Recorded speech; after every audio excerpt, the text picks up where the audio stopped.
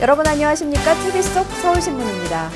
5월에는 많은 기념일이 있습니다. 어린이날, 어버이날, 스승의 날, 그리고 부처님 오신 날이 있죠.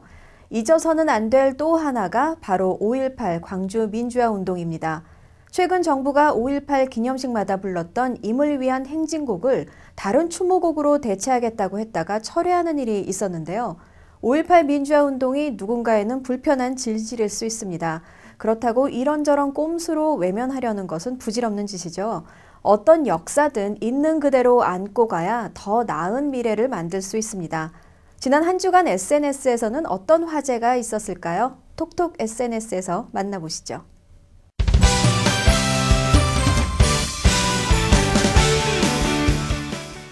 안녕하십니까. SNS에 나타나는 목소리를 통해 한 주일 동안 뉴스의 흐름을 짚어보는 톡톡 SNS입니다. 이번 주에는 남양유업 사원 폭언 파문 등이 주요 이슈가 됐습니다. 남양유업의 영업사원이 대리점주를 향해 폭언을 퍼붓는 음성 파일이 공개되면서 불거진 파문이 쉽사리 가라앉을 기미를 보이지 않고 있습니다. 논란과 불매운동이 거세지자 대국민 사과를 했지만 사과 내용을 보니 그동안 온갖 수모와 피해를 당한 대리점주들에 대한 보상계획은 없다. 기자회견으로 면피하고 이전 상태로 돌아갈 가능성이 높을 것 같다. 대국민 사과를 하든 말든 내가 살아있는 한 불매는 계속할 것이며 내 가족, 지인들 모두에게도 알릴 것이다. 점주님들에 대해 고소고발을 취하하겠다고 한 약속을 철저히 지키고 밀어내기를 중단하고 상생에 매진하길 바란다는 등 비난과 충고가 이어졌습니다. 성추행 의혹이 불거진 윤창중 청와대 대변인이 전격 경질되면서 SNS가 용광로처럼 들끓었습니다. 온 국민이 그렇게 반대해도 임명을 강행하더니 결국 이렇게 초대형 사고를 치고 잠적해버린 윤창중 씨. 박근혜 대통령이 사과해야 합니다. 미국 현지에서 성범죄를 저지른 현행범을 국내로 도피시킨 사람도 문제다.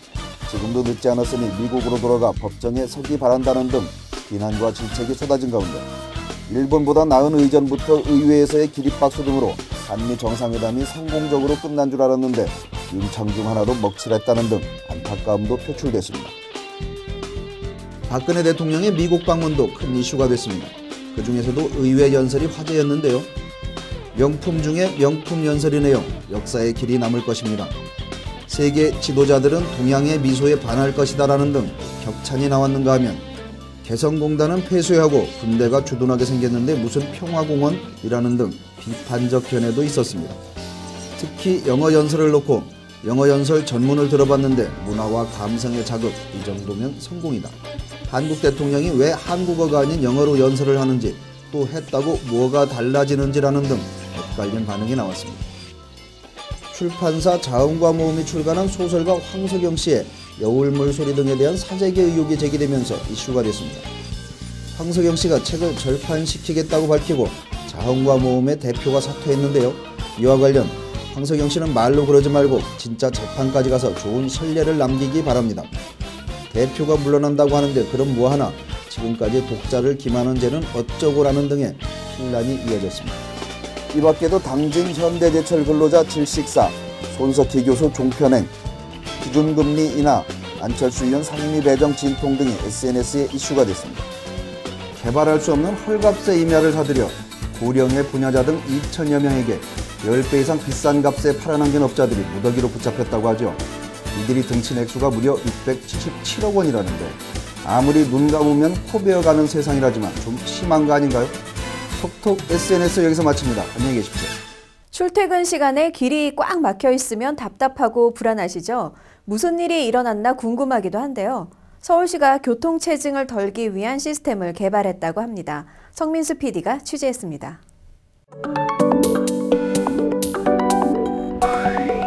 도로 위를 가득 메운 자동차. 조금이라도 빨리 가려고 안간 힘을 쓰지만 꽉 막힌 도로 위의 사정은 녹록지 않습니다.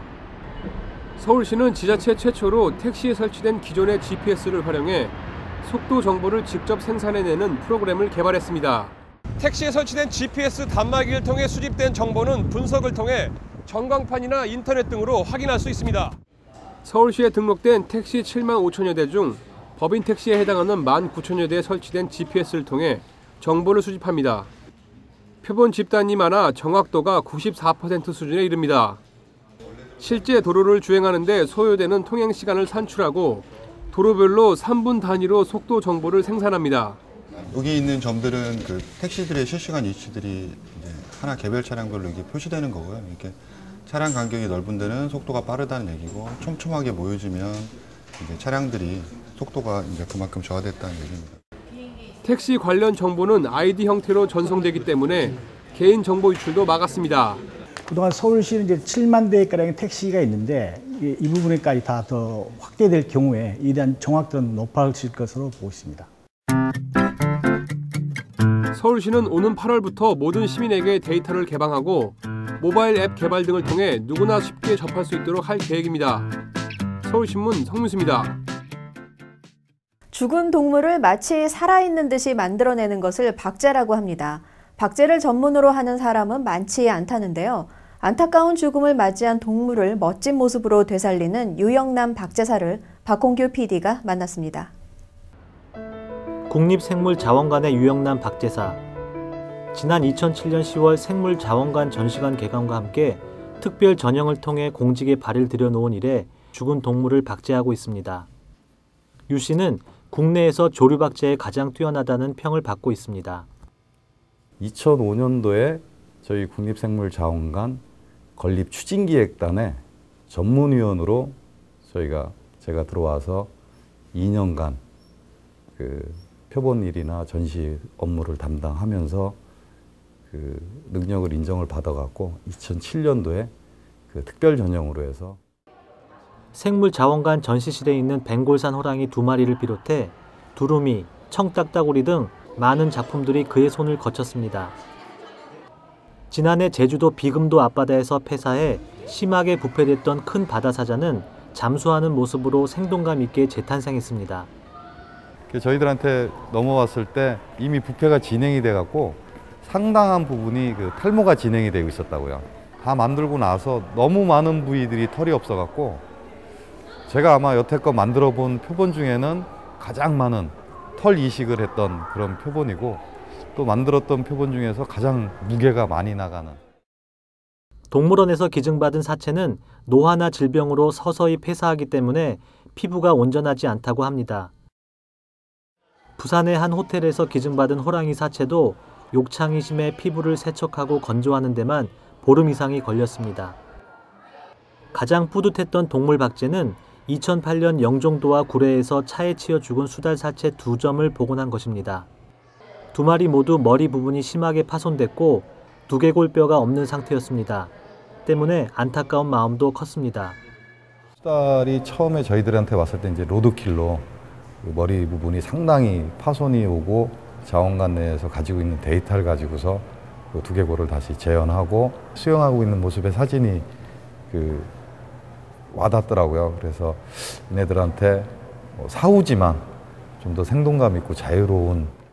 지금까지 그가 제작한 박제는 국내에서 자취를 감춘 지 오래된 한국 뜸부기를 비롯한 각종 희귀동물 등 1000여 점에 이릅니다. 그는 눈 부분을 박제할 때는 가장 어렵고 신경이 쓰인다고 합니다.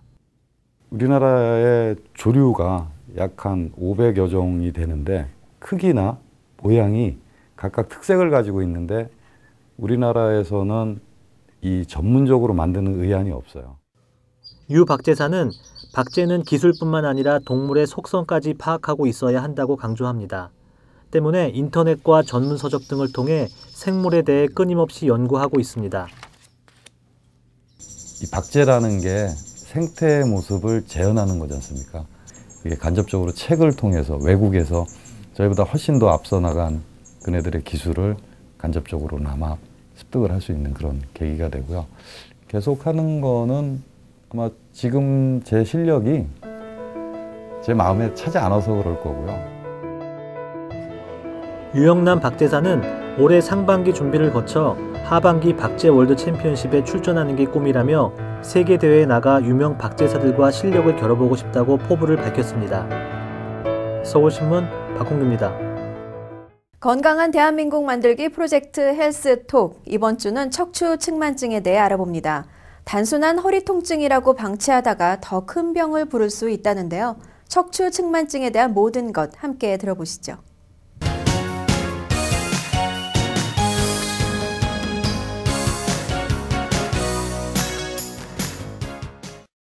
갑자기 아이들의 어깨가 틀어진다거나 걸음걸이가 이상해지면 척추 측만증을 의심해봐야 합니다. 보통 우리가 10도 이상의 척추 틀어짐이 나타나게 되면 이거는 꼭 그 치료를 해야 되는 대상이고, 보통 5도 정도의 경도의 증상이라면 자가운동 치료를 통해서 충분히 집에서도 환자 관리를 할 수가 있습니다. 하지만 단순한 허리 통증 정도라고 방치하면 오히려 더 큰 화를 부를 수 있다고 합니다. 처음에는 요통의 증상들을 나타내고 있지는 않지만 아이들이 중고등학교 시절을 넘어가면은 허리가 고정되면서 그때부터는 극심한 허리 통증을 나타낼 수 있고, 심한 경우에는 호흡기 질환, 숨이 가빠지거나 하는 증상도 나타날 수 있습니다. 한방에서는 기존에 수술하던 방식과는 달리 추나와 침으로 치료합니다.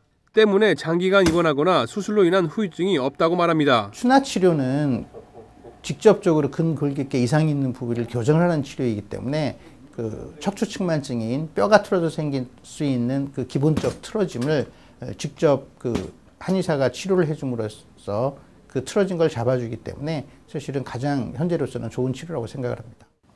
이 밖에 전문가들은 척추를 위해서는 평소 앉는 습관이 중요하다고 말하면서 의자에 앉을 때 엉덩이를 의자 깊숙이 넣고 양발을 약간 높여 앉으면 좋다고 권유합니다. 서울신문 성무수입니다. 전통 방식으로 정성 들여 만들고 만든 이에 낙관이 찍힌 항아리, 보기 쉽지 않죠. 대부분 항아리가 공장에서 생산되는데요. 흙과 함께 살면서 전통 향수를 전하는 박재환 옹기장을 이호준 선임 기자가 만났습니다.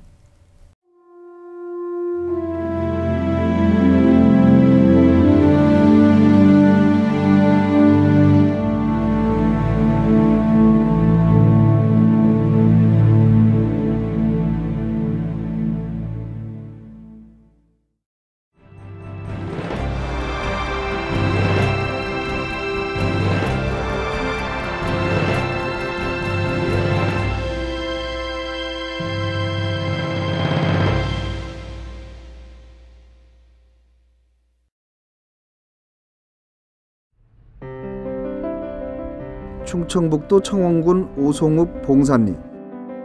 전통 방식으로 옹기를 빚고 있는 장인이 있다고 해서 찾아왔습니다. 충청북도 무형문화재 제12호 옹기장 박재환 옹.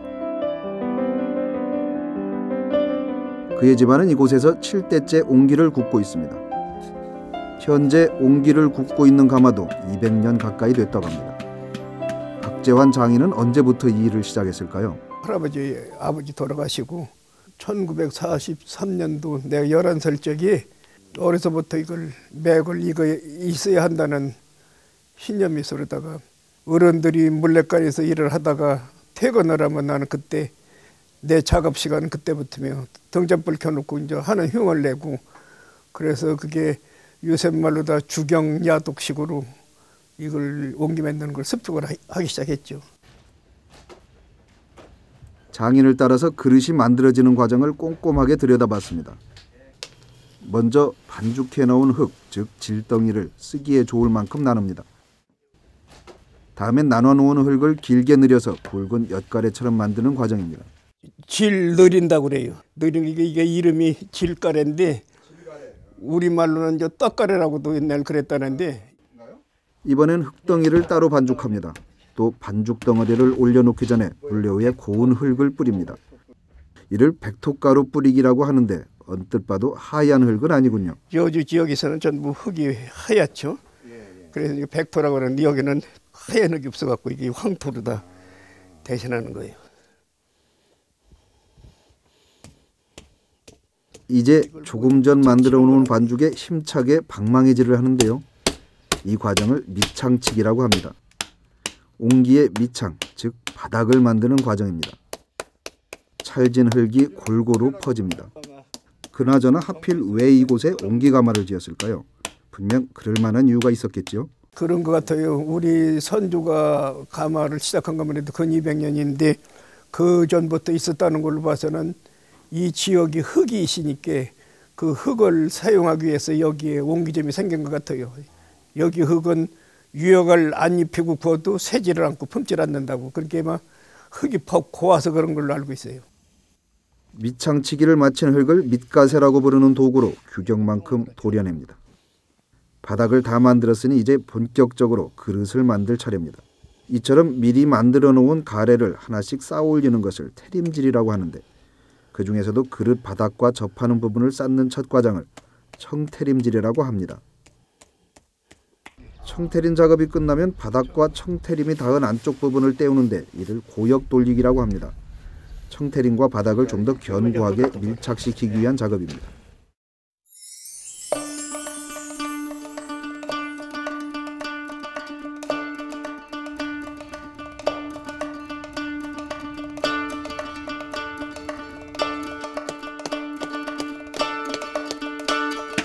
태림질이 어느 정도 진행되니까 그릇벽에 골고루 방망이질을 하네요. 그릇벽을 고르는 과정인데요. 수레질이라고 합니다. 이걸 보고 수레라고 하고 이건 도개라고 그러는데 원칙은 도개 수레질이라고 해야 맞는데 이것만 이름을 붙여갖고 이거 두드리는 걸 수레질하는 거라고. 다음엔 근개라는 도구를 사용해서 그릇의 표면을 매끈하게 하는데 이를 근개질이라고 합니다. 일단 밑부분이 완성되면 또다시 그릇의 중간 부분을 쌓아 올립니다. 그릇이 완성될 때까지 태림질과 수레질이 반복됩니다. 마무리 단계에서 그릇의 모양도 잡아나갑니다. 이젠 그릇이 제 모습을 갖추었습니다. 그렇다고 끝은 아니겠죠. 장인이 도구를 써서 그릇 표면에 뭔가 그려 넣습니다. 바로 무늬를 새기는 과정입니다.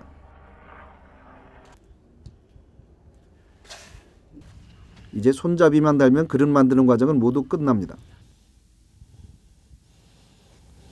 이제 꼭지까지 달으신 게 다 완성한 거예요. 이번엔 낙관을 찍습니다. 장인의 자부심이자 자신이 만든 작품을 보증하는 절차겠죠. 그런데 지금 만든 그릇은 무엇에 쓰는 걸까요? 옛날에는 여기다 콩나물 길르는데 물그릇도 하고 빨래 치대기도 하고 짐장 버무리는 데도 쓰고. 이렇게 만들어진 그릇은 잿물을 입혀서 말립니다. 다 말랐으면 이제 가마로 갈 차례입니다.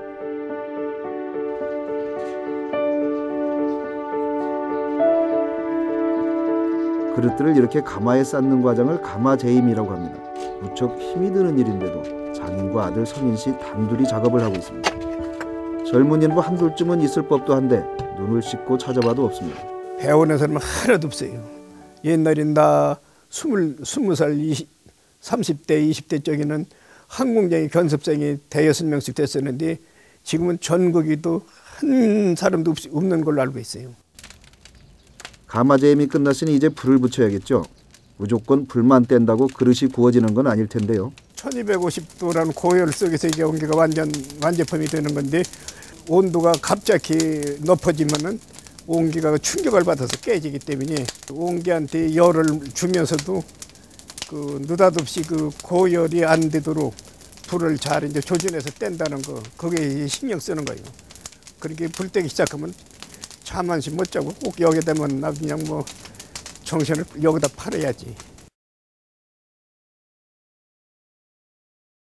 구워진 옹기들을 꺼낼 차례입니다. 하나씩 두드려보는 장인의 표정이 만족스러워 보이는데요. 잘 익었다. 어떤 그릇이 잘 익은 그릇일까요? 소리도 틀리고 이건 땡땡 소리가 나면 잘 익은 게고 덜 익은 건 좀 퍼걱거리는 소리가 나고 쏘프라는 소리가 안 나고 엘토 소리가 나고 잘 익은 건 목소리가 소프라노 목소리가 나고. 요즘 7대를 이어온 이 옹기가마에 그림자가 드리워져 있습니다. 이 일대가 오송 제2생명과학단지로 지정되는 바람에 가마터가 아파트 부지로 수용된다는 것입니다. 더구나 이곳은 명동성당보다 더 오래된 천주교 공소가 있던 역사적 장소이기도 합니다. 성일시와 몇몇 단체에서 공원 지정을 위해 이리저리 뛰고 있지만 힘에 부쳐 보입니다. 200년 가마터를 아파트와 바꾸는 일은 없기를 기대하면서 장인의 소망을 물었습니다. 여기서 커서 여기서 공장을 운영해서 먹고 살고 애들까지 공부시키고 그랬는데 앞으로 이걸 애들한테 물려주기도 해야겠는데 바라는 것은 이게 보존을 해서 이 건물도 그렇고 이 지역 이런 문화사 옹기의 그 문화도 여기에서 이걸 그냥 계속 보존해서 나가시면 그게 바람이요. 마지막으로 장인에게 장인이란 무엇인지 물어봤습니다.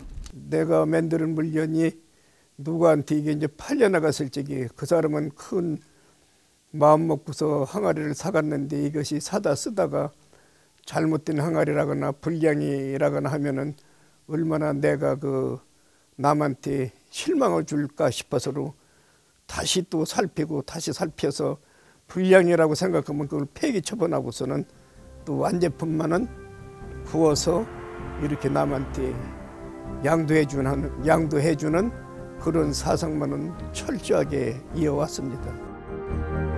오로지 흙에 기대어 80평생을 살아온 박재환 장인. 그의 전신에는 욕심 없이 산 사람만이 가질 수 있는 선량함과 겸손이 배어 있습니다. 그의 소망대로 가마가 대대손손 전해져 후손들도 온기가 주는 따뜻한 정을 나눌 수 있기를 기대해봅니다. 서울신문 이호준입니다. 본사 직원의 막말로 문제가 된 유류업체가 대국민 사과문을 발표했습니다. 상생 지원 방안을 마련하겠다고도 밝혔는데요. 그동안 절망과 상처를 품게 된 대리점주에게는 사과를 했을까요? 표면적 해결보다는 내실이 먼저라는 것 잊지 않았으면 좋겠네요. 오늘 TV 속 서울신문은 여기까지입니다. 저희는 다음 주 이 시간에 다시 찾아뵙겠습니다. 안녕히 계십시오.